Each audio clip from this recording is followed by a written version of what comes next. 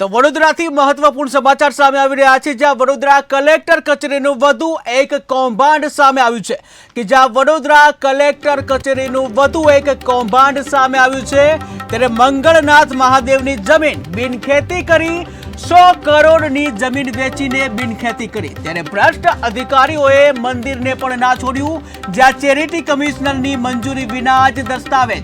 ત્યારે 35 વીઘા જમીન ખોટી રીતે વેચાઈ ગઈ। ત્યારે મંદિરના પૂજારીએ વારંવાર કલેક્ટરને રજૂઆત કરી છે કે જ્યાં રજૂઆત કરવા છતાં પણ કોઈ કાર્યવાહી ન કરાય। તો મહત્વપૂર્ણ સમાચાર વડોદરા સંસ્કારી નગરીથી સામે આવી રહ્યા છે કે જ્યાં વડોદરા કલેક્ટર કચેરીનું વધુ એક કૌભાંડ સામે આવ્યું છે।